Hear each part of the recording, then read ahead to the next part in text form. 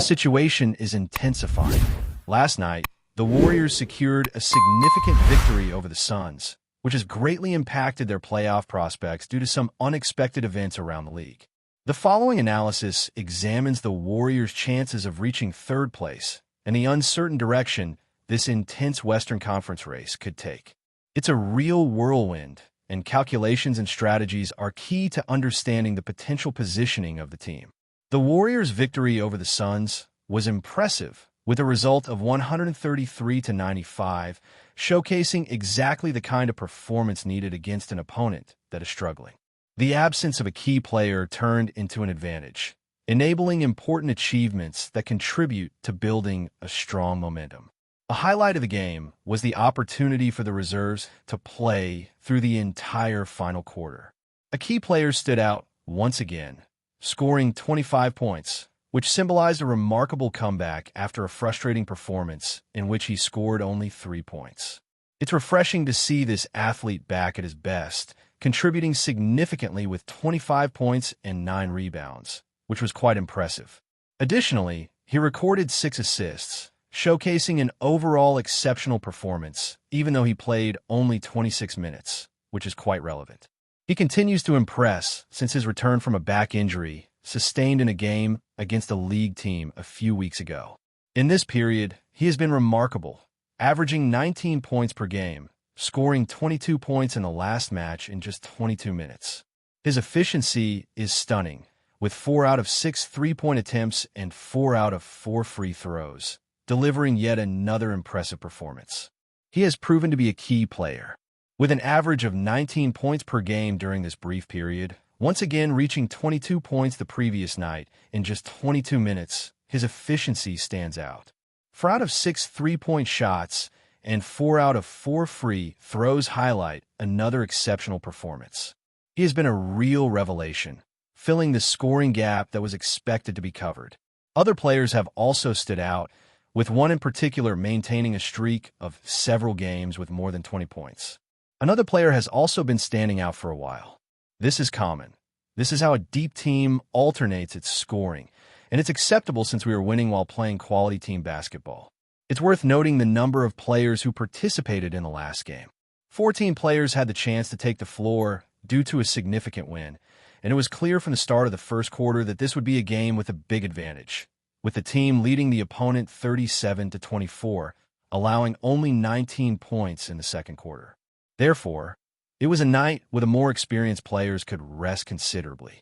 It was excellent to see an athlete who has been a starter for this team, always bringing energy and being a dunking threat.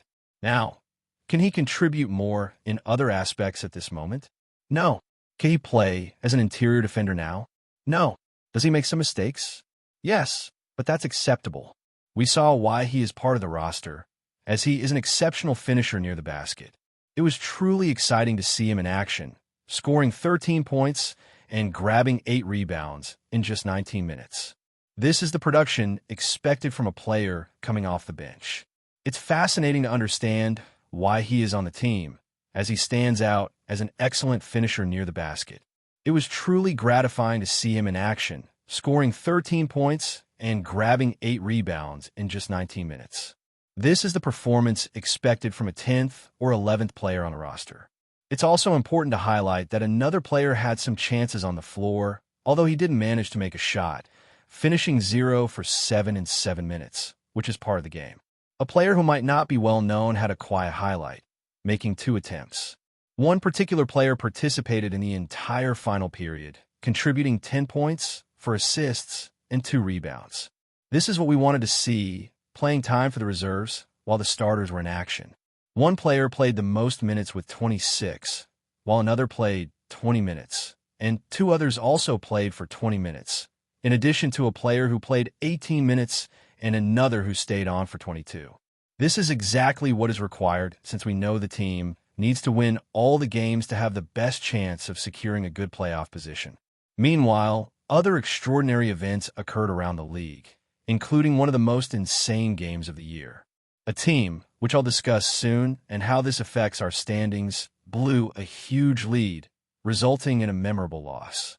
They were outscored 40-13 in the final period, exactly what we needed.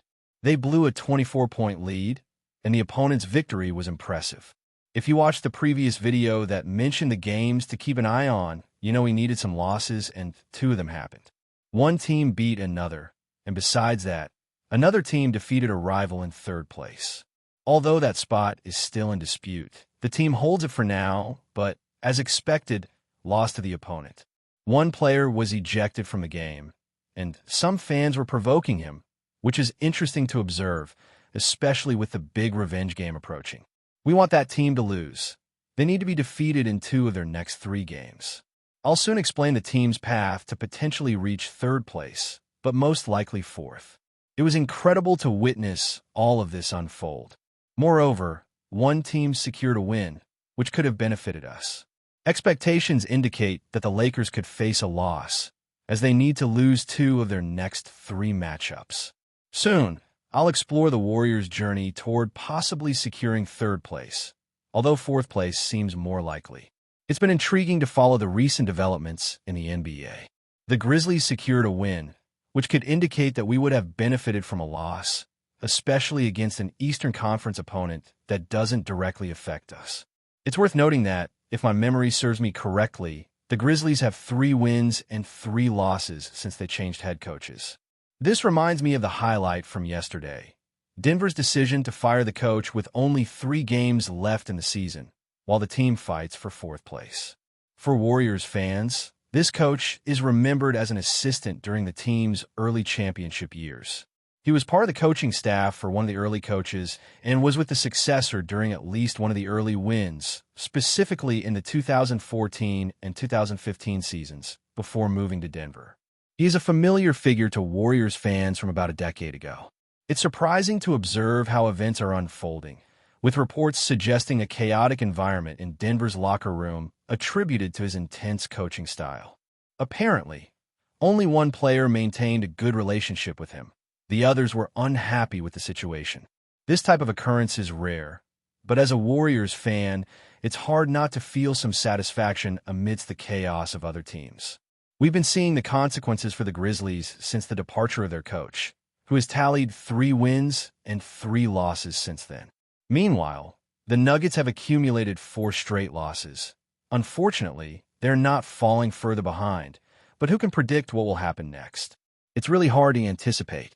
Now, let's look at today's schedule. There are important games, including the showdown between Los Angeles and Dallas, which will be decisive. I'm not confident that the Mavericks can overcome the Lakers in this revenge game, even with a key player returning. At the moment, I believe the Lakers are favored by 3.5 points, which isn't a big difference, suggesting that the matchup is considered balanced. For Mavericks fans, tonight is also a moment to cheer for the Kings. It's challenging for us, Warriors fans, but we need Denver to keep losing. And although it's difficult, especially considering the recent disappointing performance from the Rockets, we need to cheer for them against the Clippers. We need the Clippers to lose, no matter what. So, just to recap, we should cheer for Dallas, Sacramento, and Houston.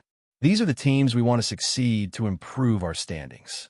I've done some analysis, and here are our best and worst-case scenarios after last night. We needed one team to beat another, the Warriors to win, and the Kings to defeat the Nuggets. This affects our standings. This is the best and worst scenario so far. So far, we've managed to meet 2 of the 3 conditions of the best-case scenario. Look, the Warriors still have a 12% chance of reaching third place if the Kings beat the Nuggets. A lot still needs to happen, and we don't have total control over it. The Lakers need to lose practically 2 of their next 3 games for us to enter the race. Many variables are in play, but what I want to highlight is that there is still a possibility. I wouldn't want to see the Warriors face the Lakers in the first round because, as we know, there are theories about refereeing in the league. We Warriors fans have noticed this with one player over the years. We know the circumstances tend to favor the Lakers, especially with a veteran player, perhaps in his last run for a title, while another player stands out, and the league, above all, seems to want the Lakers. The team's fans have shown discontent with a player for 15 years, and it's evident that the scale tends to tip slightly in favor of another team. We have a legendary player who is 40, probably in his last chance to win a title, and there are other notable figures in the race. The league would certainly like to see this team advance, so I really don't want them to show up in the early rounds. However, there's still many other possible outcomes. One of the more likely ones is that the team faces another significant force. Despite being challenged by a great player, I hope they end up facing this team because I believe their situation is delicate. Some injuries and recent changes have complicated things, so we have a good chance. In the most optimistic scenario, we are mainly focused on 4th or 5th place, considering everything that is happening. Let's review the current situation. First, regarding one particular team, we have good news, as we've already secured the tiebreaker against them, which means that if both teams win their remaining games, we automatically stay ahead. This is a positive point. Another team has almost defined its future after blowing a big lead in a recent game, and they're almost out of the race for the top 6. Right now, we're a game ahead and have the tiebreaker, so they're not a concern for us now. However, a third team represents a big challenge because they already hold the tiebreaker over us, which explains their position in 4th place, even though we have the same record. The detail is that if we win all our remaining games, we'll have to beat them directly in the final game of the season, which would make their overall record worse than ours. So, in a way, we're still in control of our destiny against them. However, the tricky part is that a team has already secured the tiebreaker against us. So, if we win and that team also wins, we're stuck in 5th place. But that team, as you know, has been struggling. Their next games include matchups against opponents who are not guaranteed victories. Although it's important to highlight that, facing a team on the last day of the season, they're likely to rest many of their starting players, as they have secured 2nd place. Now, it's time to analyze a possible tiebreak situation involving 3 teams. There is no scenario where any of the teams we've already beaten in tiebreaks can pass us, so our position is quite favorable in this sense. Can we still dream of 3rd place? Technically, the answer is yes, but it won't be easy. We'll need to win all our remaining games, while the other team will probably have to lose at least 2 of their last 3 games. They face tough opponents, which makes the situation even more challenging. Although it's an unlikely scenario, there's still a slight hope. The reality is that if we manage to triumph in all our games and the rival team loses only once, we'll secure 4th place, which is what we want.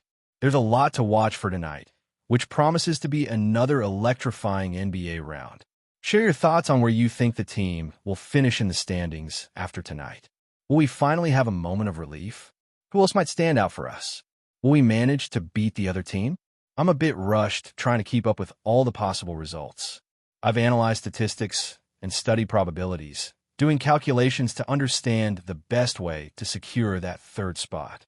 It's within our reach, but I feel like we might end up in 5th place, which isn't a problem.